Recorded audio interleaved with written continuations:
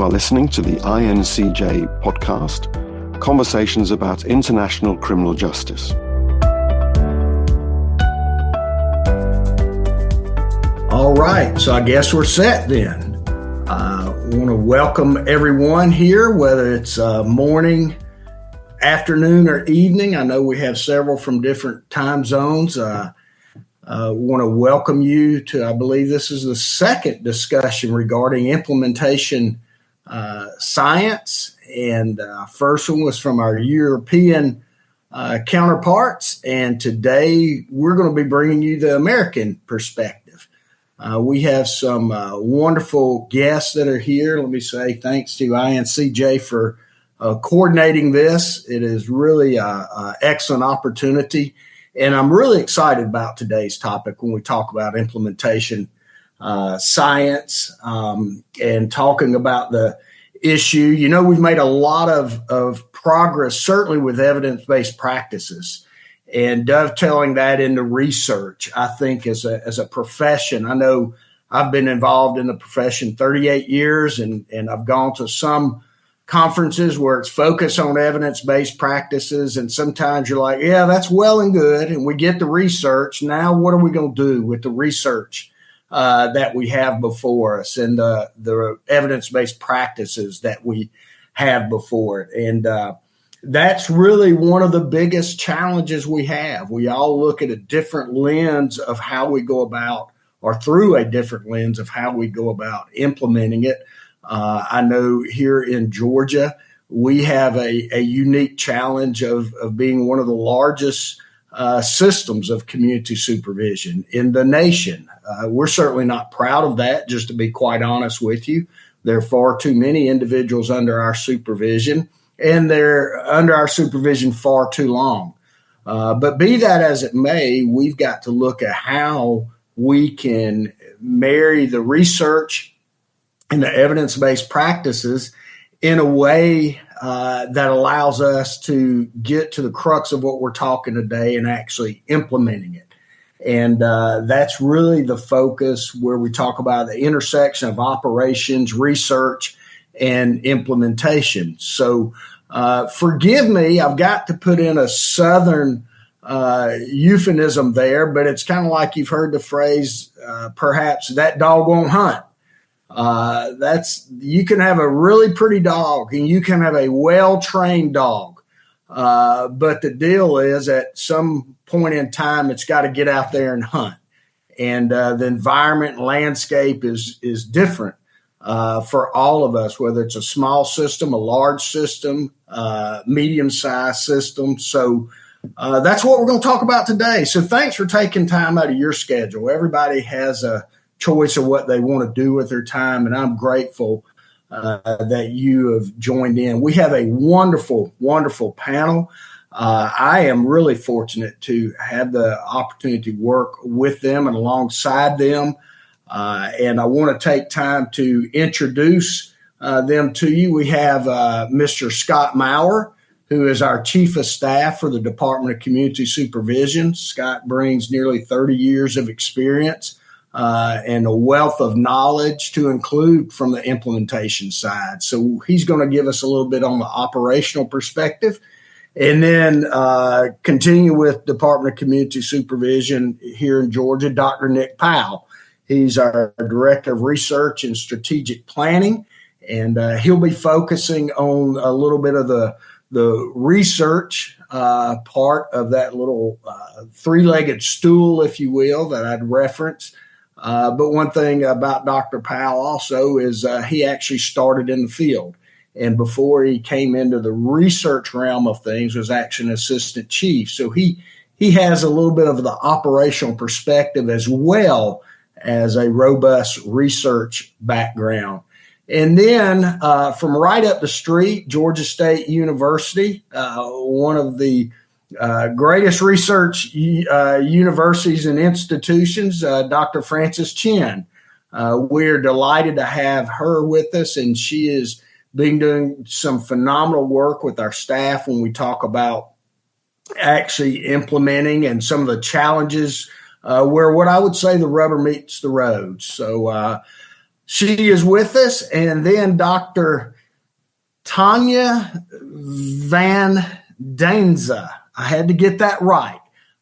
We are happy to have her from the University of North Carolina at Charlotte. She has done some phenomenal work with us and continues to do phenomenal work in this area of implementation science. So welcome to our panel. I feel very, very fortunate, and I know those that are tuning in are just as fortunate to have you with us. And I want to thank you also for your time.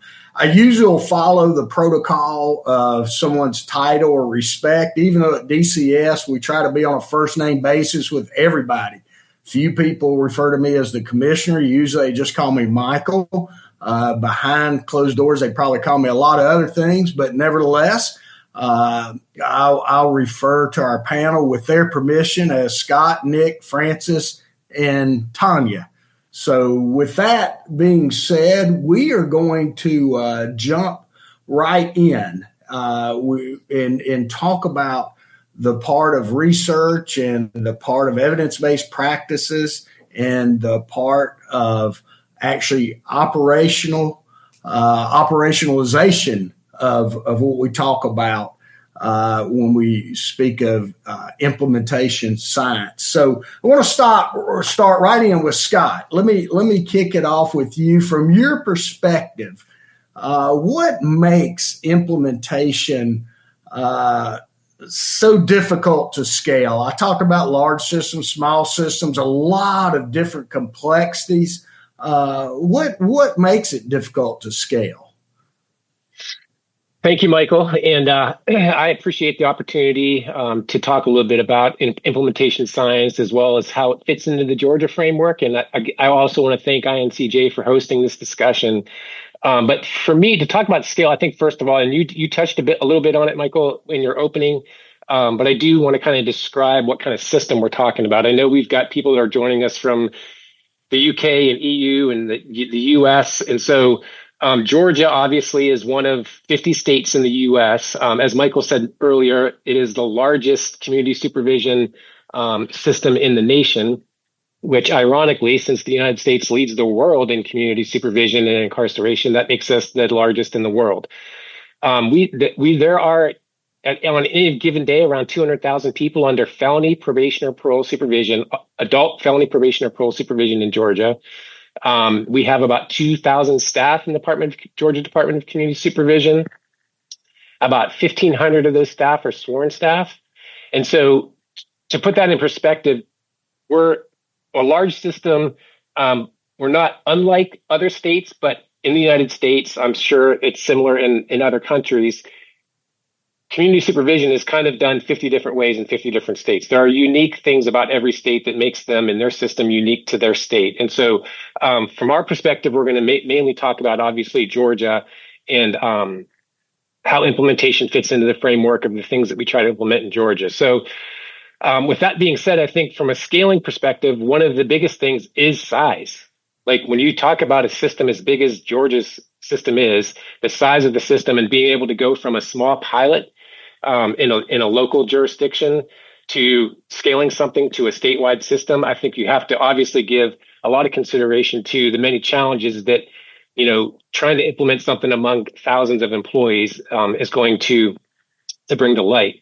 And what works and so in Georgia, for example, that while we're one state, we're at 51 different judicial circuits. So that essentially means there's 51 different small locales that do things. They all kind of do things a little bit differently. And so what works in one judicial circuit within the state of Georgia may not necessarily work in another one. And so one of the challenges there is trying to make sure that we're finding ways to implement things consistently across multiple circuits with the same outcome. And so competing priorities is another, I think, major implementation difficulty when we're talking about scaling. Michael, you do a great job at trying to keep those priorities with our state and our system in check. I think a lot of most agencies struggle. They don't struggle because they have a lack of good ideas. They struggle because they have a lot of competing priorities.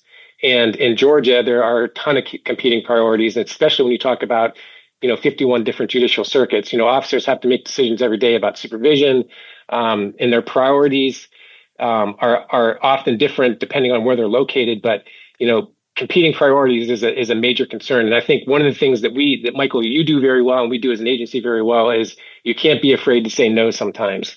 When you get approached about, different initiatives and stuff like that, sometimes you have to look at, okay, how does this fit into the big picture? What are our priorities right now?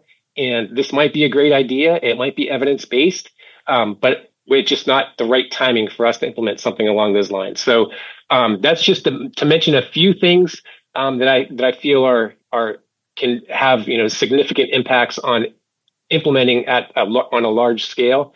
But that's just, again, just a couple of the challenges. There's certainly many of them that we'll talk about more. Yeah, and Scott, that was a good overview with the state of Georgia, and I think that there are many other organizations that have the same. Tanya, I want to ask you, you at the state level, national level, the global perspective, is that kind of what you see when it comes to challenges to scale that Scott referenced, and what other perhaps challenges do you come across and see in your experience?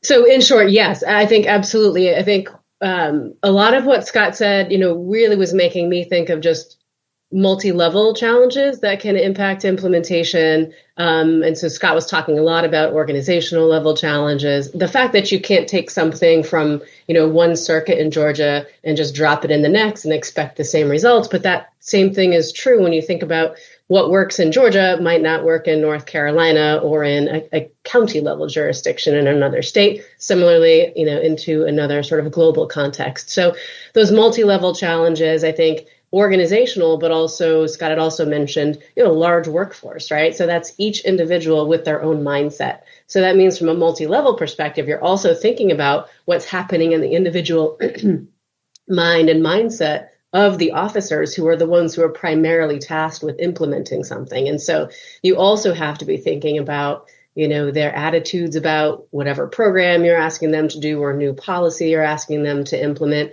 their attitudes about it. Do they feel competent and capable to do that? And so I think having that sort of multi-level framework whenever you're thinking about implementation in any of these contexts, I think is I think pretty consistent across settings too. Yeah, I really like that when you talk about the just really paring it down to the folks that are going to be doing it. And that leads me over to Frances, because she has worked closely with the folks that are on the ground actually doing the work. And Frances, I'm curious from your perspective if that shows up at the officer level, what Tanya referenced when it gets down to that granular level. Is that kind of what you're seeing, or expound a little bit on that, if you will? Yeah, I'm really glad how you guys kind of put the conversation together to lead up to me answering it with my research. So, Michael mentioned, there's a lot of evidence about what works and all that. But Tanya kind of tied it together. It's at the end of the day, someone is delivering it.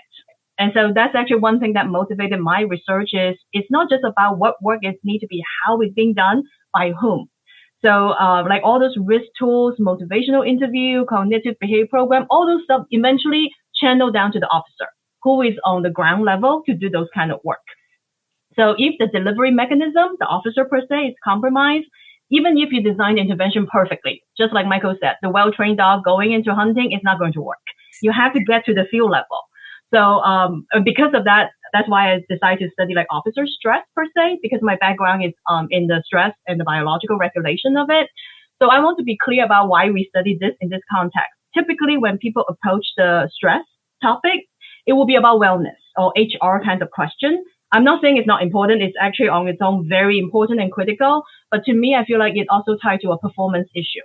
So with your officer level and all that, we are not really talking about are they okay. For me, it's more importantly is are they able to deliver what we want them to help us deliver and the requirement. So what we see in the data, we actually have been doing a 4-year project funded by the NSF. So we finally processed all the data. So I'm pretty excited about it. So what we see is when the officer have like a high cortisol is a stress hormone. When they have that high cortisol low, they actually use less of those relational, deliberate behavior that we train them to do. Instead, a lot more, they kind of revert to the default way of doing things. It's kind of like confronting, warning, those kind of behavior. But we don't see them as much as connecting and supporting. And mind you, what we did is we are not asking the officer just to report. We actually analyzing the field level data, meaning the body cam recorded videos.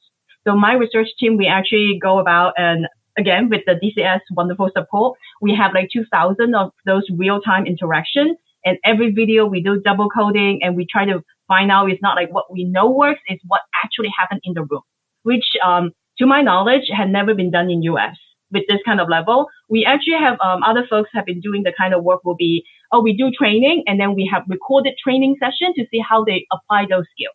But nobody have done this level. So I have to say, I'm grateful to have DCS providing that kind of support for us to actually do that, to see what happened in the field. And partially also driving, what is driven is like not just about what the officer's intention. Physiologically, when they have a high cortisol stress low, it actually affects how they interact with the supervisee. And it downstream to some of those outcomes as well. Yeah. Yeah, that is, it really is fascinating, Francis, when you talk about that. Number one, I want to say thank you for using my analogy of the dog. We could stop right now and I'd be happy with that. But also, thank you for mentioning body cameras, because we don't use body cameras in a traditional policing way. And this is just another way that we can utilize them, thanks to you bringing it to the table and talking about stress and the officer's stress on the implementation. So that was framed very, very nicely, and I appreciate that. Nick, how does all of this go about influencing your studies, on your research and your strategies? How does this all play into what you do as being over strategic planning and research for the agency? Thanks, Michael. When I hear Scott talk about the challenges of, large scale change, and then hear Tanya and Francis talk about their work, for me, strategy and research are inseparable.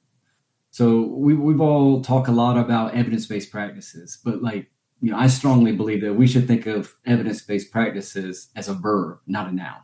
It's something we're constantly doing. And all these things that Tanya, Francis, Scott are bringing in, they're all variables that we have to constantly be looking at and make adjustments based on those findings. So our agency has a strategic plan, which charts the course from our mission while we exist to our vision, what we want to become. But a strategic plan isn't just about deciding where we want to go. It's also about understanding whether our organization is capable of getting there. Yeah. And I think that's what everyone's been talking about. So research gives us feedback. It tells us whether we're making the progress we intended, and probably more importantly, helps us understand why or why not. Yeah. And then implementation science reinforces the idea that outcomes aren't just a function of good ideas. They're influenced by all the things that everyone's been talking about: context, leadership, relationships, organizational structure. And that changes the way we think about planning, because we're designing for execution, not just direction. Because at the end of the day, that's what we want. We want to carry out that mission of helping people achieve those successful outcomes. So I think that's where Scott's perspective is so important. Strategy is easy to talk about in a conference room or on a Zoom meeting, but operations are where strategy either becomes routine practice or it just stays being a good idea. Yeah. What Anya and Francis's work has helped us as an agency recognize is there's actually a science behind understanding how we can improve that process as a team. Yeah, absolutely. So improvement, I'm just guessing here, but rarely will we get it right straight out of the gate. Think so? That's a safe guess, Michael. Yeah, I figured. I'm not looking at all the data in front of me, but I think that's a safe guess. I think sometimes, in all seriousness, sometimes we put too much pressure on ourselves to get it right away, knowing that there's a lot of complexities in this. There truly is. And I think as we Michael, conversation, Michael. Sorry, Scott, but that, I mean, this stuff builds on each other. It's not about like revolutionizing the field. It's about taking what we've learned and making a little bit better step by step, not throwing out everything. And I think that's what implementation science helps us stay a little bit more. Absolutely.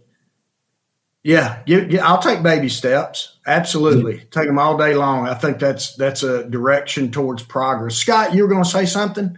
Yeah, sorry. I just wanted to jump in. Before I lost my train of thought, I wanted to also mention that, I feel like from a leadership perspective, I think one of the things that you guys just touched on that often creates implementation to go sideways is we can't be afraid to make mistakes. Like there's going to be times that mistakes are made. And from a leadership perspective, we have to allow that to happen and we have to learn from it. One of our other coworkers commonly talks to our new recruits and officers about, learning from mistakes and moving forward and not dwelling on them and making them over and over again. I think when you talk about, evidence-based practices and large implementations such as these, you have to recognize going in that you're going to stumble in places. There's going to be things that aren't working the way they're supposed to. You got to allow that to happen. And give people the opportunity to kind of work through them. One of the things that I love about this agency is, we're very much a ground up agency. And so when we do run into things in an implementation strategy where it doesn't seem like things are going right, we rely on the people that do the job every day instead of the people that haven't been in the field for 25 years, like me and you, to tell us what is going to help move something forward. Because they know from a local perspective what works better than we do. Yeah, that's a very, very good point, Scott. And I think sometimes I've heard a quote one time. It said that the further away we get from something, the better we think we were at it. And that's an easy trap to fall into. But I think it's important as leaders to recognize the complexities of the folks that are actually doing the job. And as Francis mentioned, the challenges associated with that. Tanya, if you will, talk a little bit. Scott mentioned those challenges, whether it be size, whether it be the officer, whether it be the attitude, whether it be leadership. Looking at it, how does implementation science explain those challenges and address those challenges?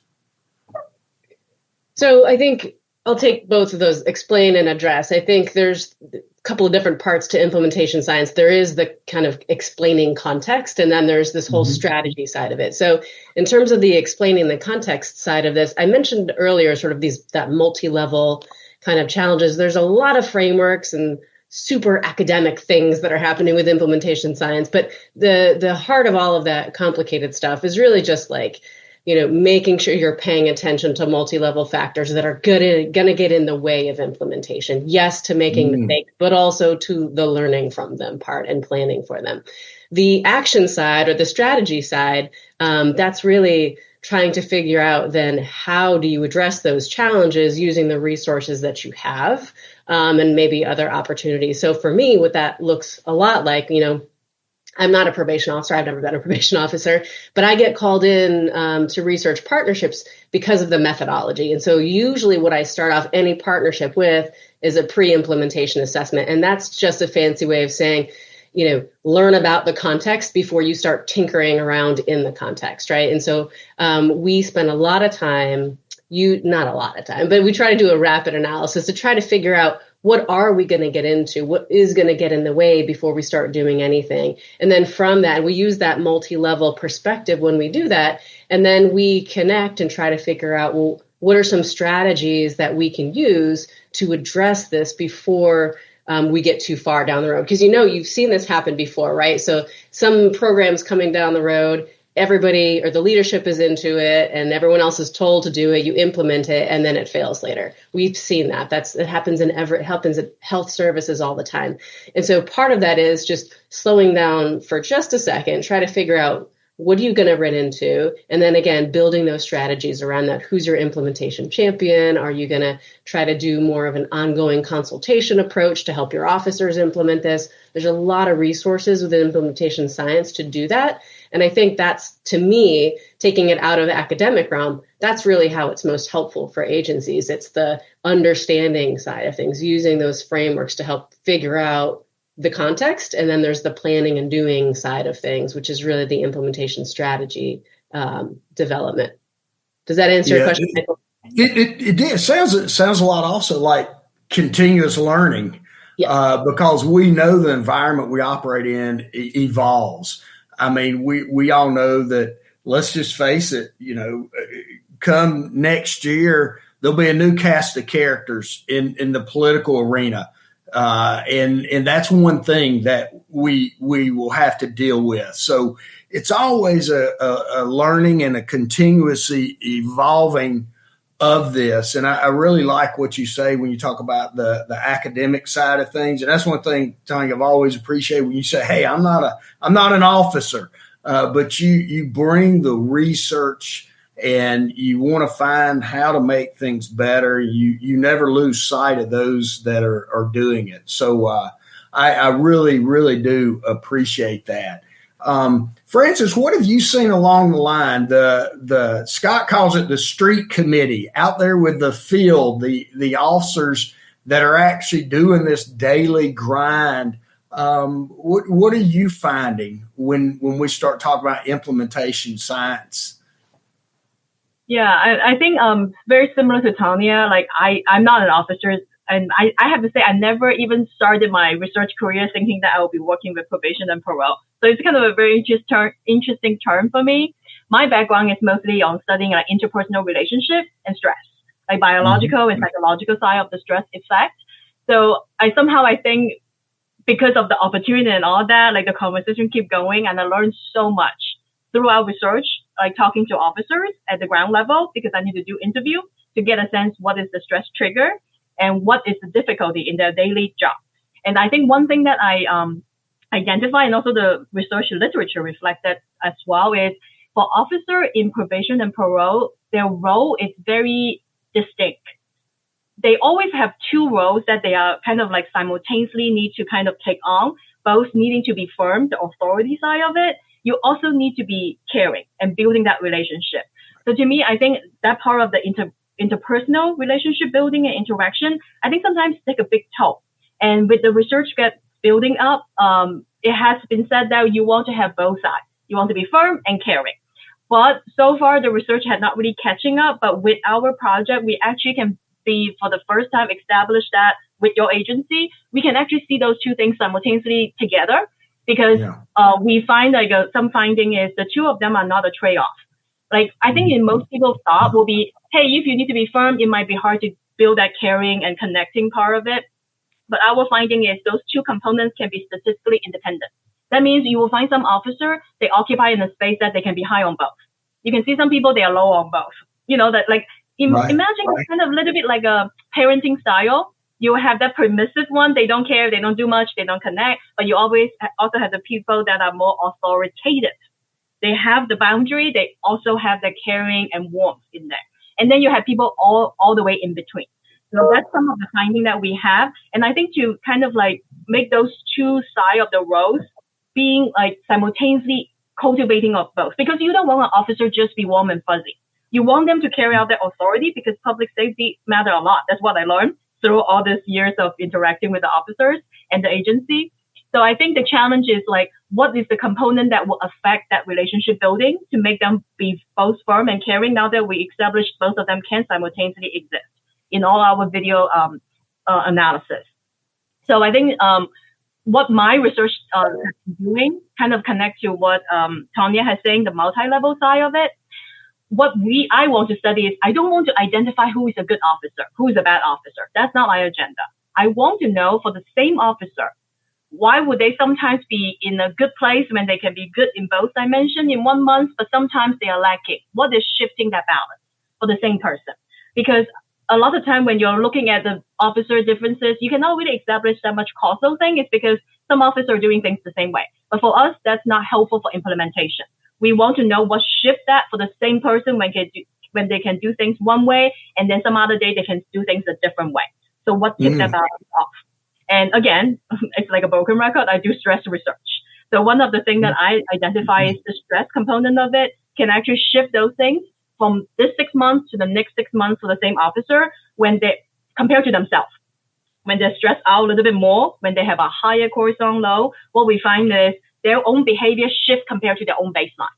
They will display compared to themselves a little bit more authoritarian side of things, but a little bit less relational one. But then the next month, when they actually, I see a chat question, is it published? Actually, we just have that paper published about the shifting within the same person with the cortisol low, kind of like tip their balance a little bit. And that way we take away all those confounding for like the officer just being warm and fuzzy. No. We are talking about the same officer over time, how they differ when their stress level is different. Yeah. Yeah. That's really interesting because, even going old school and talking about 4 personality types, and then they talk about a backup personality. And that is very interesting to hear you put it in the perspective that you are. And for the longest time, you'd think about probation. It was a balance, like you had to be equal in both. And I've learned actually from others that it's actually a blend. But it was interesting also, I think, when you started describing different officers, if you will, authoritative or those that have more compassion or high in both. I would imagine everyone on this call could easily see that taking place in their own offices, without a doubt, which makes it very, very relatable. There's no doubt. So when we talk about the implementation science and putting it in practice, let's talk, and we've touched on this quite a bit, but also when we talk about the officer context, and I want to lead off here with Scott. How does that impact consistency across the system? Like Francis mentioned, the different officers in different styles and different approaches and the effect of stress and their default or reaction when they're under that stress. How does that really impact the consistency across the agency? Because you've got to make all this happen. Yeah, no, that's a great question, Michael. Francis, this is why it's important to have studies and people on board like we do in our partnership with Dr. Chen, because for anything that if we're trying to implement a significant change to our operations, implement an evidence-based practice, a new initiative, whatever it is, and we don't take into consideration some of the things that her research has identified, there's going to be results that we don't understand. We're not going to understand why things are happening the way they're happening when you have officers that have significant stress. And so I think a lot of times when we talk about implementing new initiatives, some of those issues are caused by leadership. And so what I mean by that is a lot of times what we're trying to implement a new practice or policy or initiative, whatever it is, but it doesn't align correctly with, say, our current policies, or it doesn't align with some of our standing reports. And so we're saying one thing, but the way we're measuring and looking at things is completely different. And so we create this friction with officers where they have to make a choice. Do I concentrate on this new initiative? Do I concentrate on my contact standards? So they get very confused as to, which direction to go. And the more friction we cause as leaders when we're trying to implement something new, the less likelihood that new implementation is going to be successful. And so, implementation isn't just about selecting the right strategies. It's about creating conditions for staff that they can realistically carry it out from a day-to-day operation. Yeah, I like that, Scott. I think I've used this term quite a bit when you talk about what you mentioned that you don't want to do. Sounds like what you don't want to do is create a climate of what I call organizational schizophrenia, where you're just running all over the place and you got a lot of different projects on the field, and basically none of them are doing really well because of that. And it goes back to your opening where sometimes you just got to say no. That doesn't mean it's a bad idea. It's just maybe the timing's wrong for it. But I think you're dialed in as always with those that are going to be carrying it out, making the environment where they can carry that out and addressing that. I really, really like that. And then, Tanya, how should systems account for the realities that Scott mentioned?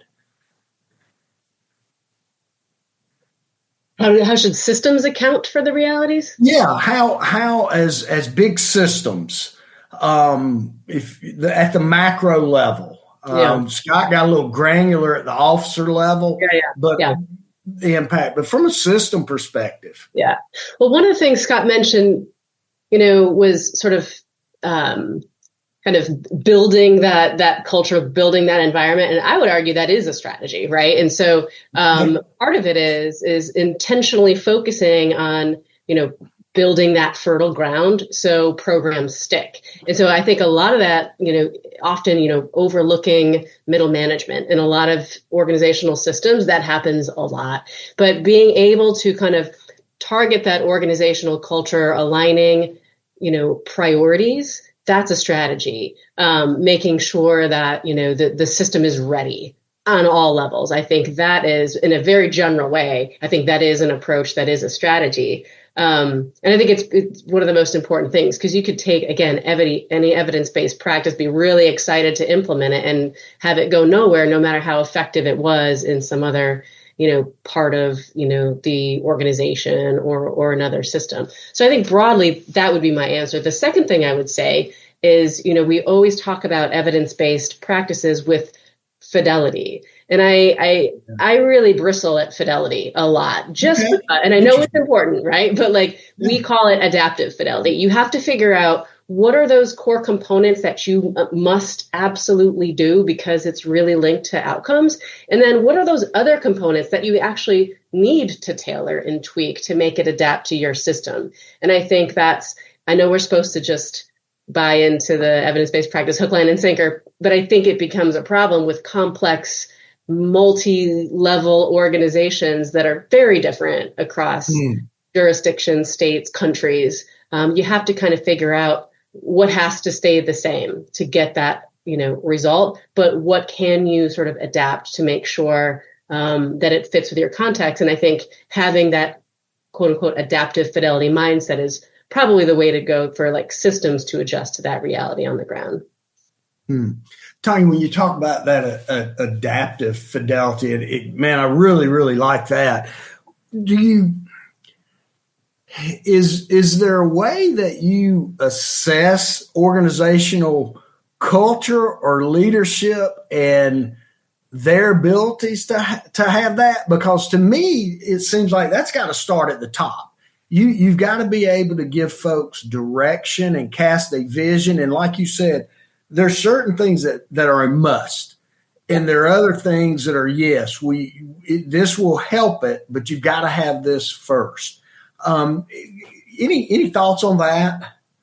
Yeah, I think and not to get too into the weeds, with measures and surveys and scales, but there are lots and lots that focus specifically on implementation leadership, support, organizational readiness for implementing change. So there's specific scales you could use. I think for us, we do that as part of our pre-implementation assessments. We actually did that in North Carolina early on when we did, mental health supervision. We were trying to understand, so what are the leaders, the middle managers, the chiefs or the supervisors, how are they feeling about this idea of mental health supervision? Are they ready to implement it? And I think it's important to do that because it's going to tell you, okay, we need to do a little bit of work here. Folks they're not really into this. It doesn't feel like it's aligned with their priorities. It really shows you kind of shining a magnifying glass on the area to think about and consider, because if you start implementing that too soon, I think it was Scott talking about timing. If you then start implementing that too soon and you don't have your main people really invested and committed to this, it's not going to go anywhere. And so there are a lot of measures you could use as part of an overall assessment that I think are super usable, not very academic necessarily. Yeah. Do you think, do they get into can you kind of peel back where you have leaders and organizations that maybe they talk the walk, but they don't walk it. Do you have any that reveal that, or do you know? Is that intuitive? Is that those are conversations? BS meter. You know what I mean? Yeah, those the BS meter. No, so the no good scales for that. I think with anything like that, it's knowing your organization. You know, you have like relational leaders. You've got people who are they might not be in a big, powerful, hierarchical position, but people respect them because they walk the talk. They're and so that is really just knowing your organization. And if I were to come in and do that, it's really talking to people. I might just in a conversation be like, you know, who do you really go for to get advice or guidance from? Like, who's the person you think is really doing it well? And that's just learning that system. No survey, I might be wrong, but no survey is going to tell you that. I think it's really for conversation. Yeah. I can see that where it has to be relational. Very good. Very, very insightful without a doubt. So, Nick, when you hear this, how does that dovetail or go along the lines of influencing how you think about improving strategies and supervision strategies? Yeah, Michael, I'm sitting here taking in all the insightful comments. And one thing that comes to mind is like, you know, I hear Scott, Francis, Tanya talk is like implementation science kind of gives us a common ground. I feel like it's a big step forward.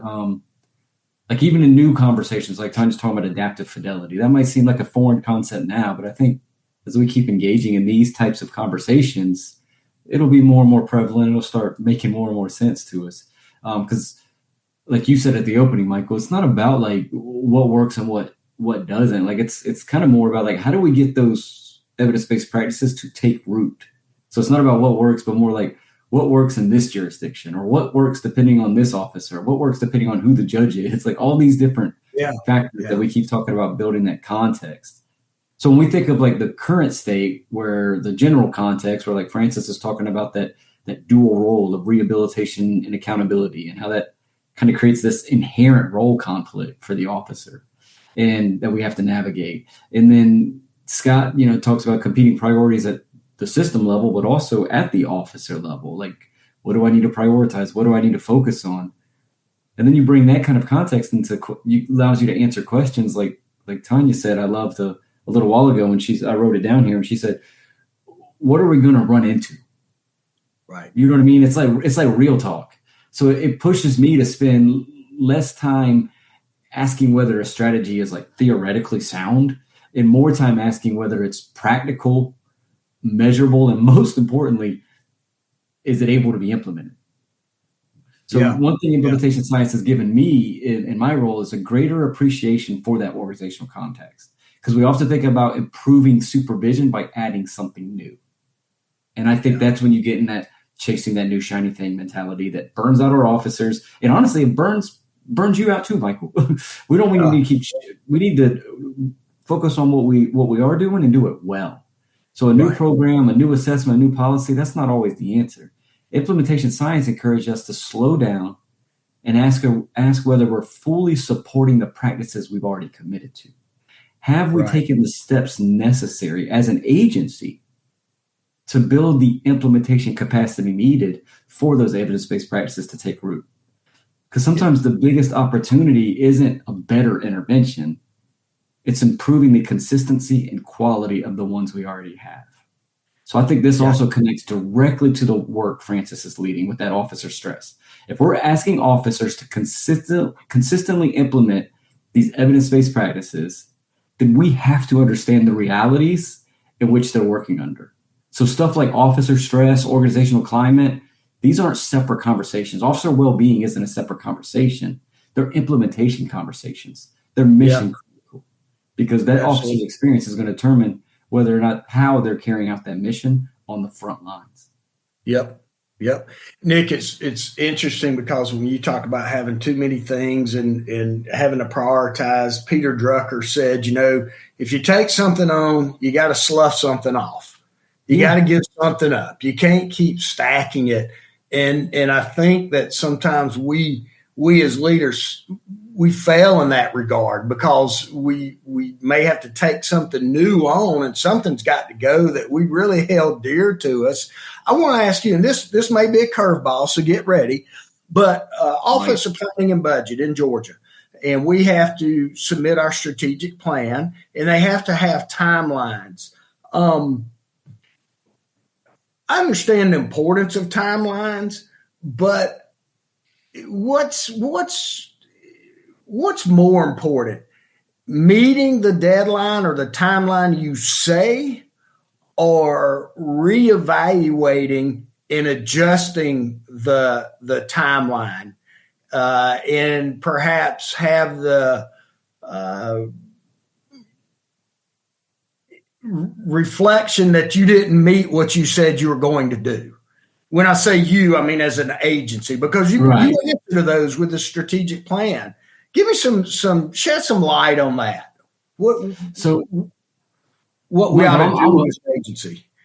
Yeah, I'm a firm believer in strategic plans are written in pencil, not pen. Because we set that plan, we set those timelines, oftentimes 4 or 5 years out, based on the information we have then, right? But as we know better, we do better. And I'm a firm believer in also not only are strategic plans written in pencil, but less but better. So I would rather adjust that timeline, account for our situation, our environment, and deliver the result that we are actually intended to deliver. Because our mission is not to hit a timeline. Those help us stay grounded. Those help us stay focused. Those help us be able to gauge problems and progress. That's what timelines are for. But they are not to replace the mission. And I think that's where it's easy to mess up. And I think that's why I love this implementation science coming in and some of these conversations where you hear Francis talking about, the reality of officers, or you hear Tanya talk about like the multi-level factors that are going to come into account in doing the work. Yeah. Because things are going to change. We're going to need to make adjustments. We're going to pivot. And, one of the things I love when, I'll go do some of our leadership courses here in DCS, people ask me, how do I make sure my team stays on course? And I tell them, simple, you don't. As a leader, you use that mission and vision to get them back on course. Because we're going to stray. There's going to be bumps in the road. There's going to be detours. And I think that we need to accept that as part of the work. I'm not saying that we just, throw timelines out the window, but I think we need to make sure that we're not sacrificing trying to hit a timeline, which at the end of the day is probably arbitrary. It's just to keep the work focused and measurable, to hit a timeline that we drift away from our mission. Yeah. Well, and that's what I really love about this discussion and implementation science as a whole.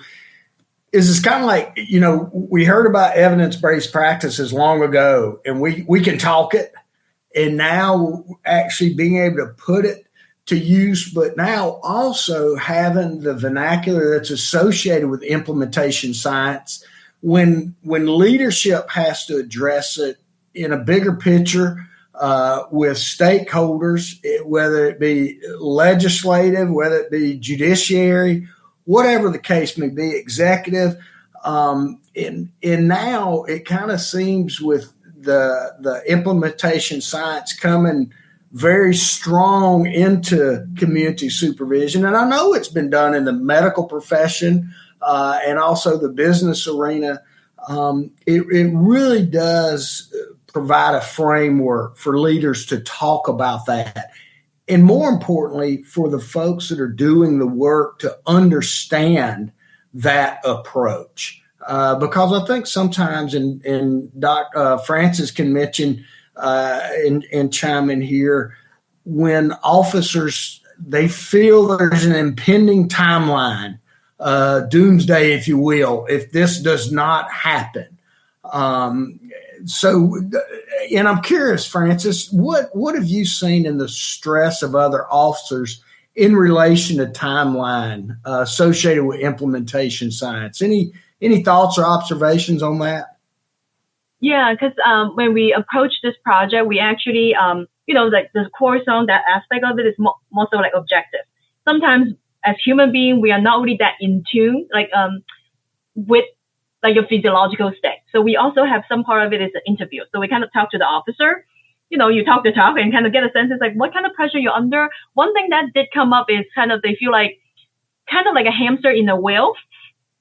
Like every month there's a certain kinds of like thing that they have to hit. They just feel like they have to do a lot of like time management to make sure. And then sometimes it becomes a little bit hopeless. It's kind of like, okay, my month is done. I did my work. It was wonderful. And then the next month started. And then they need to kind of continue to hit those kind of timelines.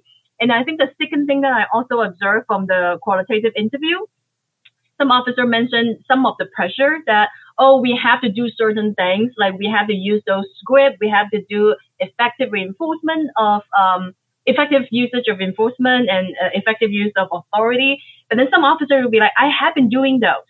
It's just not in the exact scripted way. So I think there is a little bit tension. And I can see from the agency perspective, like, because not all the officers have that intuition. Not all the officers will already naturally do those kind of things. So you're trying to set some kind of work so that it's kind of like this is the line that you want them to hit.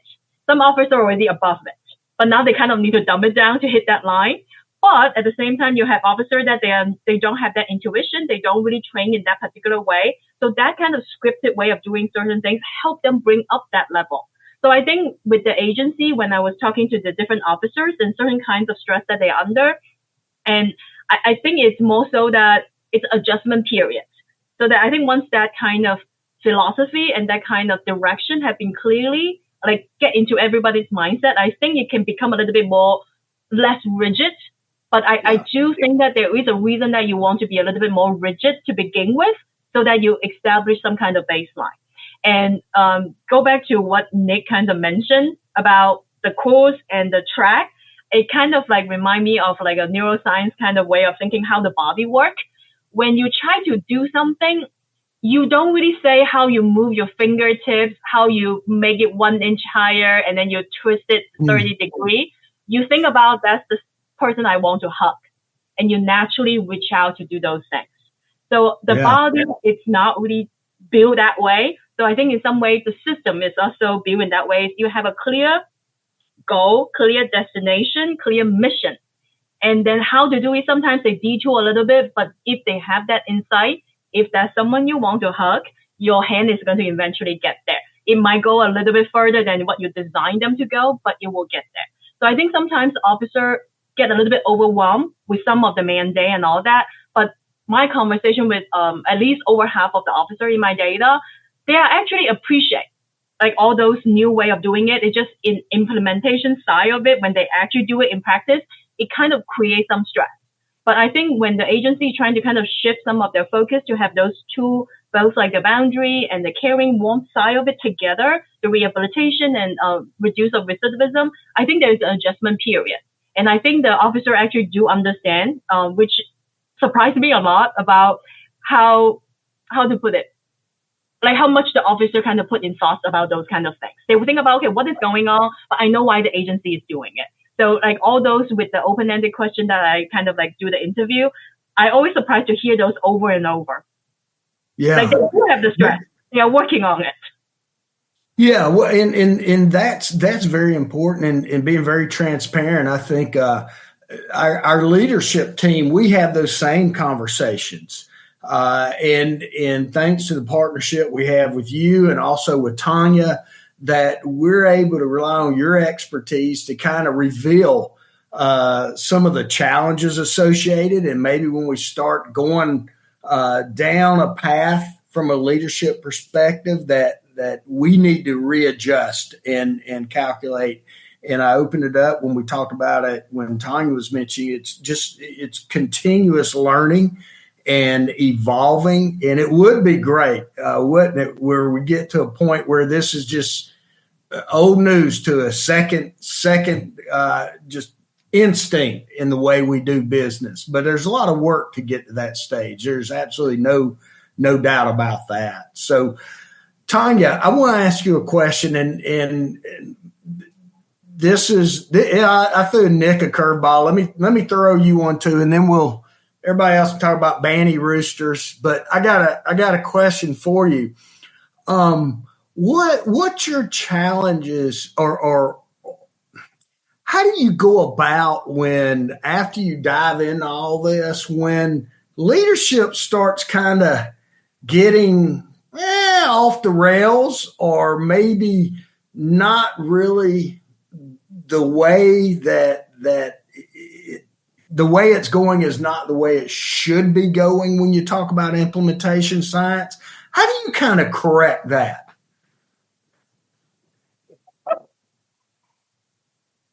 So I think, so just for context for others on the call, like I come in as an external person to probation agencies, court systems, jails, that sort of thing. And so I just want to name that, right? And so like that, to do that, I think the first thing I have to do is build relationships. And so it kind of depends on the group that I'm working with and what relationship I have with the group and how long I've been working with them too, what kind of Right. I have. So I want to preface that by saying, in when I have rapport, I can be quite frank and just say, Okay. hey, you're going in a direction that, it's not quite what we talked about. And if you continue in that direction, here are some things you should consider. And so really being able to kind of did you say, Nick, you need something? I was just saying I can testify you don't mind being frank if we got the rapport. I'll be frank. I'll be like, Nick, stop. Right. No, Yeah. but I think we don't need into that conversation. That's right. So I think there's that part of it, but also on the agency side, it depends on how they're going to receive that. And so, and I think so the whole, it depends is real here. So I think I like to be pretty straightforward, but I also like to have let them see what happens if, right? We don't always know for sure, but I might play it out and say, if you continue in this way, here are some things that you might find a challenge down the road. And depending on the agency, they might be like, okay, that's right. I forgot. We talked about this. Let's, go back the other way. And in some other cases, they might not take that. And then, as an external person, I don't actually have a lot of power to do much about it, but, I stick with them and then show them as it happens. And then they'd be like, well, we talked about this a couple months ago, and this is one of the things that we said could happen if you chose to go this route. And so how about we course correct now? And so I think having a team-based approach, making sure there's rapport there, and showing evidence. Truly, if it's an agency that values information and evidence, they typically will respond to that. And if I say something like, I know that you think this is all a great idea, but here's what your officers are saying. So like Francis, I do a lot of interviews. And so I get a sense from the people who are implementing the thing. I get a sense of what they're willing to say to me as an external person. They usually, and probably Francis has the same experience, they say a lot, right? And so we have to filter that, we de-identify that, and we can send it back to the agency in a way that you can hear it. Along with some recommendations. So I feel like I do have that perspective sometimes, even though I'm not internal, and I can share that with an agency. Yeah. Usually, at least my agency partners are typically receptive to that and will course correct. But I think it does take a relationship and, me not coming in as any kind of expert, right? Because I've never supervised a person. And I think that helps a lot too. Yeah, and that is really well put. I've always wondered from your perspective, that's got to be a challenge for you and Francis both. But you want to hear the truth. A lot of times it's just how the truth is delivered. And I think that's where the relationships come in. So thanks. I know that was a curveball, but for all the leaders on the call, just kind of curious about that. So thank you for indulging me in that area. And I make no bones about it. We're blessed to have a partnership with you as well as with Francis, because I feel it is a partnership where you can come and tell us where we need to have that improvement. So thank you very, very much. I do want to leave some time for questions, but before we do, I want to ask this question of each of you, and hopefully you'll give it from your perspective and roles. Scott, of course, from the organizational implementation role. Nick, from your role in the data and research and strategy field. Tanya, of course, from the implementation perspective across the board. And then Francis in your role when actually working with and understanding the officers that are going to be the boots on the ground, the critical part of implementation. What is, and Scott, I'll start with you. What is the one thing that leaders in community supervision should focus on to improve implementation? If you had to say, here's the one thing I think you ought to dial in on before anything else, not saying that's the only thing, but just from your perspective. I'm sure it'll be different for our panel. I'm sure it'll be different for those that are watching and participating today. But from your perspective, what's the one thing you would focus on to improve implementation or recommend?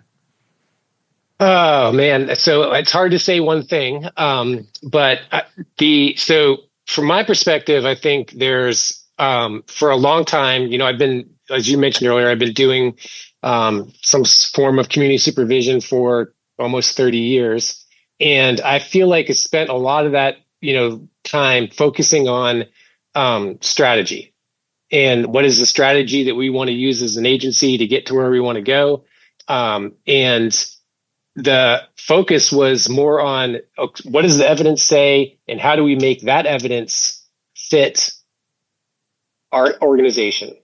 And so I'm going to give you an example of why that, my exposure to kind of implementation science and thinking about things differently has changed my perspective on that. And so you're going to remember this. And I think I saw Russ Marlin on this call at some point. He's going to know what I'm talking about, but more than 10 years ago, we had an initiative in Georgia called the Prison Reentry Initiative. Yeah. And it was a model that worked very well, or I did or didn't, whatever. A model that worked very, very well in another state. In another state that was actually situated very similar to Georgia. And a decision was made that we were going to take that model from Michigan and implement it in Georgia. And we had, leaders that were driving the change. We were trying to make changes from the local, statewide level down to the local level, hiring new positions that we never had before. And we were trying to take that model and make it fit Georgia. And at the end of the day, there are still some things that we did right with that implementation, and still some things today that we use. But for the most part, that implementation did not go well. And so I think from a leadership perspective, what we were focused on when Georgia PRI came to Georgia was, here's the strategy, and we're going to force it on Georgia and make it work. And we did not think about how do we implement a strategy, and what are the factors in Georgia that are going to impact the strategy, and talk about, we didn't really engage staff very early. Like we're going to do this, and here's how we're going to do it, and you guys start doing it. We weren't looking at policies and trying to align those with what we were trying to implement. A lot of times we get in our own way with implementation when we're saying, like I said earlier, we need to focus on evidence-based practices. And when your discussion, so for example, your discussion with the person under supervision should circle around evidence around criminogenic needs. But then when you look at their monthly report, we're measuring how many times did you see them in the field based on their supervision level. Those things don't align. And so we spent a lot of time just trying to push that model down, through Georgia, and it just did not go well. And so we need to understand, as leaders, kind of how to, as an agency, how are we going to implement an initiative based on the things that we know about our agency, and create, the feedback loops and adjustments over time that make it more reasonable that it's going to be successful, and remove a lot of those barriers for officers, and remove that friction with, things that don't align with each other. So, I feel like for a long time, I feel like at least from my perspective, a lot of the evidence-based practices were plug and play, and you're supposed to take that evidence-based practice and plug it into your state or your county or your jurisdiction and make it work the way it was. The way it was designed. And that's just, through our work with implementation science, I just don't feel like that is something that you can do. Plug and play just does not work. You have to understand all the factors that we've been talking about today in order to make a project successful. Man, that's really good, Scott. You're right. And I was part of that failure. And I would agree with you wholeheartedly. And in, again, transparency to the state of Michigan and Russ Marlin, they got it right. And so we were thinking, well, we'll just take that and put it here. And that wasn't the case. I know we struggle with, golly, they excelled at this. I mean, what are we missing? And we took a bruising on the learning process of that. When I also learned that in a lot of this, you've got to be as firm as Jell-O. And it's weird, but you do. You've got to kind of understand, you got to be firm, but it's got to be as firm as Jell-O in a lot of these. So that was well said, Scott. So Francis, Scott has put the bar up there now. Come on. I got to have it here. Talk to us about, from the officer perspective, would the one thing that the agency ought to focus on when we talk about implementation science regarding the officer to improve implementation? What would be your one thing? Knowing there's many, but what would be your one thing? I think from my perspective, the one thing, if you narrow to one, will be invested in more so measurement side of things. We want to really measure what's actually happened when they're doing it. Not officer self-report, not just like the final client, like the supervisee's outcome. It's really what is going on the daily process.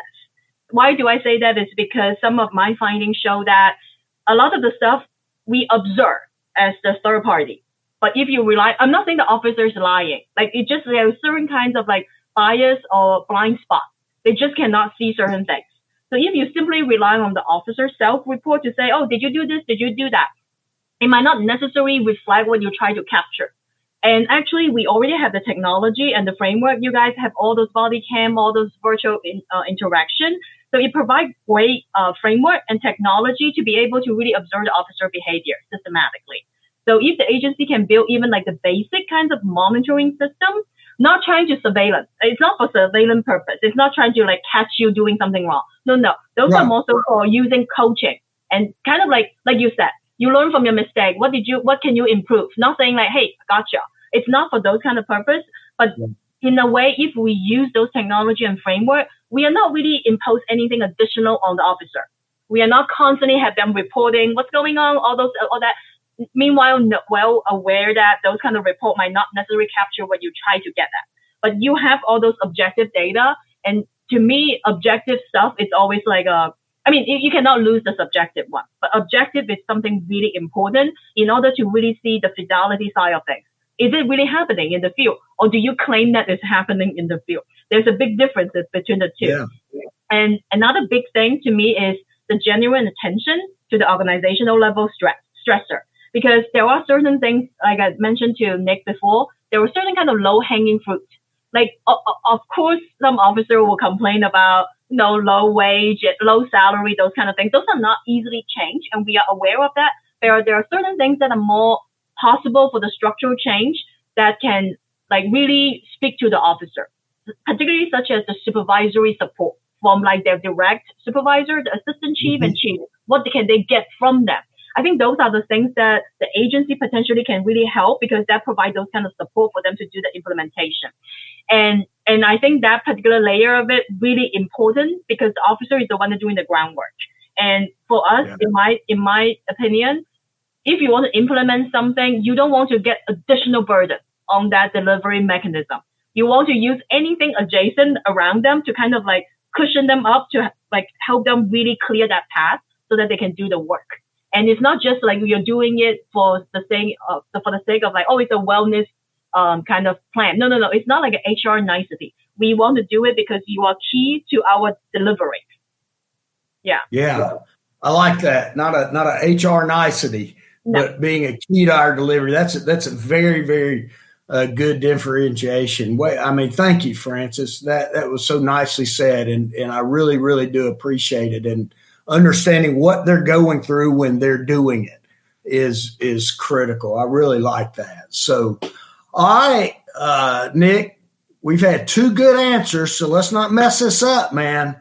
Let's talk about what your one nugget is perhaps, or advice or focus would be to improve implementation? I actually was going to say exactly what Francis said. So that's safe, man. Safe. yeah. No, if I could leave like leaders or people entering this space with one thought, it would be this: become a learning institute. So take like Scott's example. Yeah, I don't think that was a failure. You guys we were gathering data. It's only a failure if you're not learning, right? Yeah. So I think we should create feedback loops. We should ask tough questions. We should try new things. We should partner with researchers, or like you always say, Michael, engage in this continuous learning. Because like I love Scott's metaphor. It's not plug and play, right? Yeah. We have to think of implementation as a rollout. But implementation isn't a one-time event. It's continuous process of learning, adapting, and improving. So we need to make sure that we build a system that supports that. So the agencies that improve over time aren't the ones that never encounter challenges.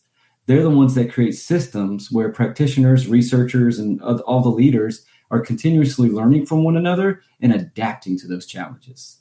Yeah. So I think to become a learning institute is to stop thinking about implementation as a phase of a project and thinking about it as an organizational capability that we should be intentionally developing every day, with the ultimate goal of improving what we do, serving our communities better, or like I love how Francis just put it, like key to delivery. Yeah, that's great, Nick. Yeah, being a continuous, evolving, learning organization, and I joke, but it is very true. I learn every day how much I don't know, but that's a cool thing. It really is, and I think that's what keeps our profession moving forward. Which, by the way, at the end of the day, we're the only ones that do what we do. Yeah. And that's what I'm really excited about, moving into this space of implementation science and continuing to move down that field. And you've got to be willing to continually learn. And with that comes recognition of your failures too, or your setbacks. So, well said, Nick. So, okay, Tanya, we're 3 for 3. These were good, but I purposely saved you for last because you've done so much, not just for DCS and implementation science, but I've seen you on the global stage. I've seen you nationally when you talk about it, and you can dumb it down in such a way that even I can understand it. And that in and of itself is a very, very big talent. But seriously, when you look at implementation science, Tanya, and it is putting you on the spot to just pick one, but what is that one thing you would say, man, you got to make sure you focus on this?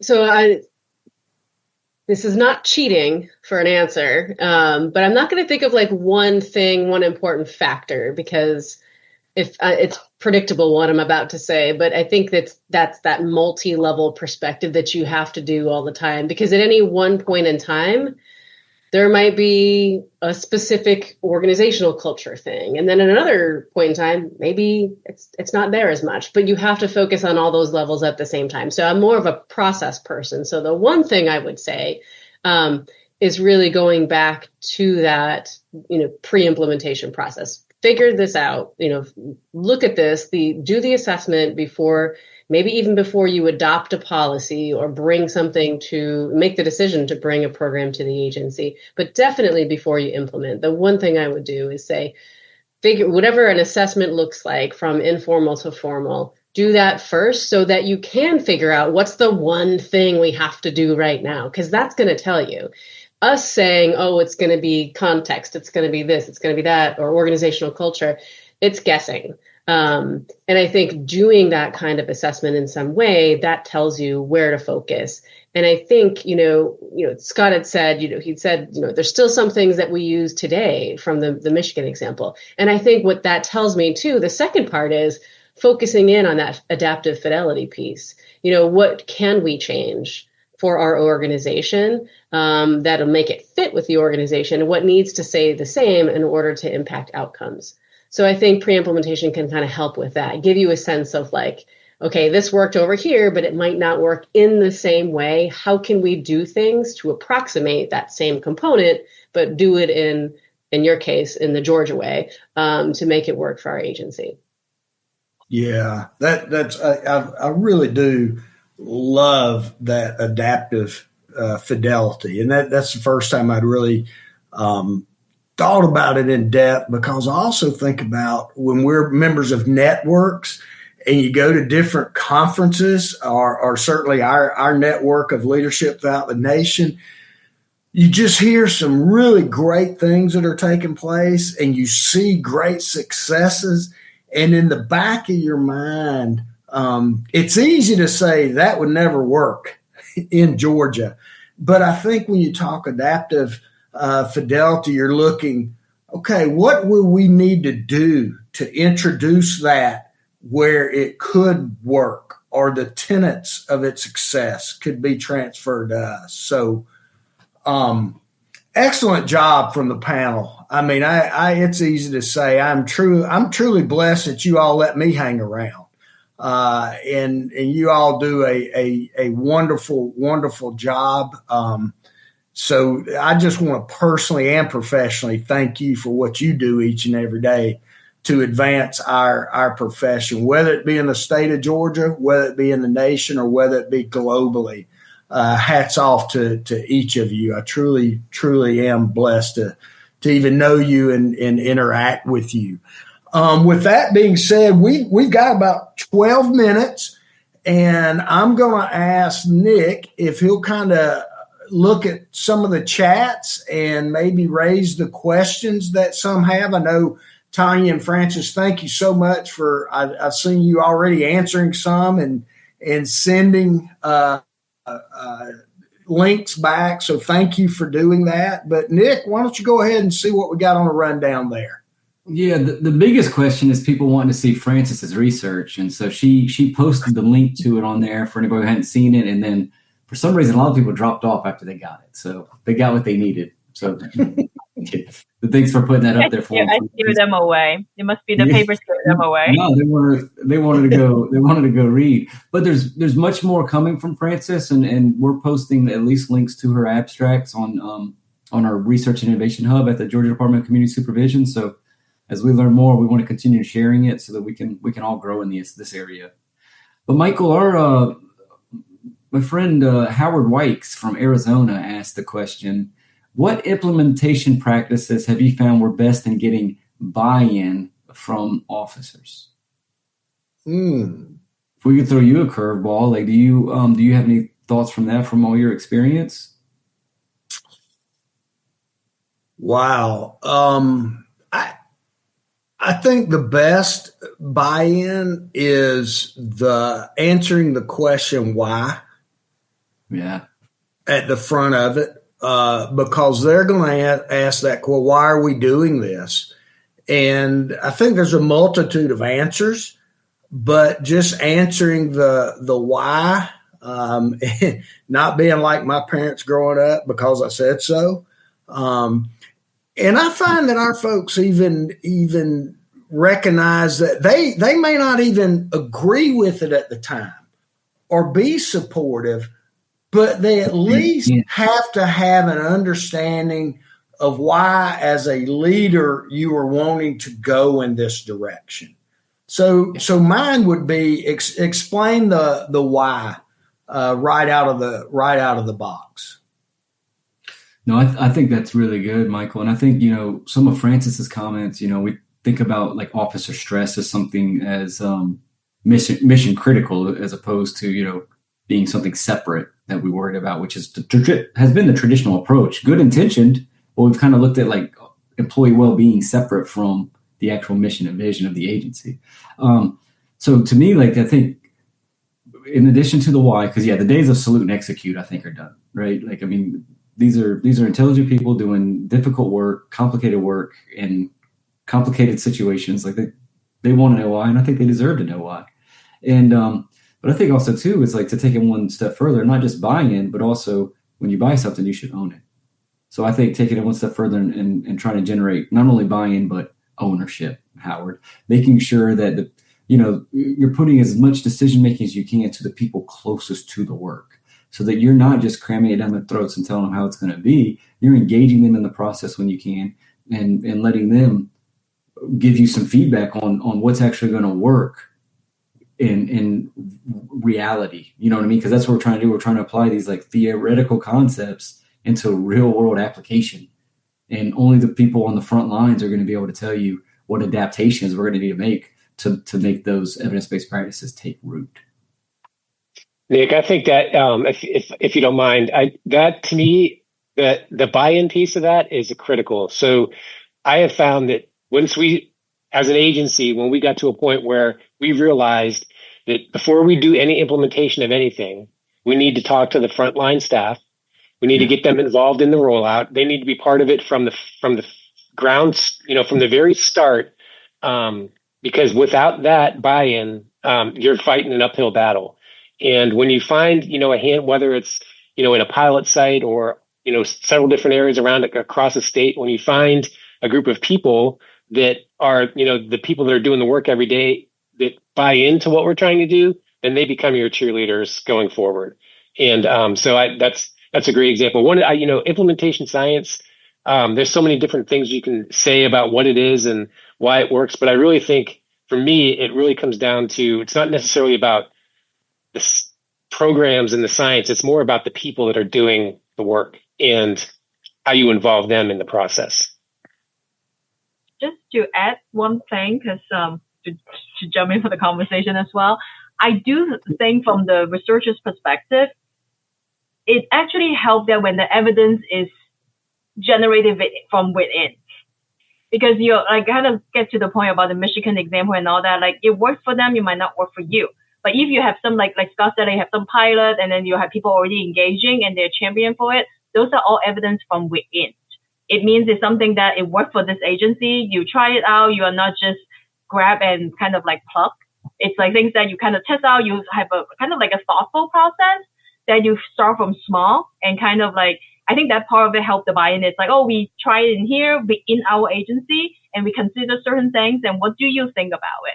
I think that part of it probably will also kind of generate some of those kind of interests as well. Okay. Tanya, did you have any thoughts on the buy-in question for Howard? I think everything's been said. I think for primarily the data from within and absolutely the why from the get-go. Yeah. So I know we've kind of touched on this a lot, but Simon Bonk also asked, how should jurisdictions think differently about implementation? Does anyone have anything to add that we haven't already covered?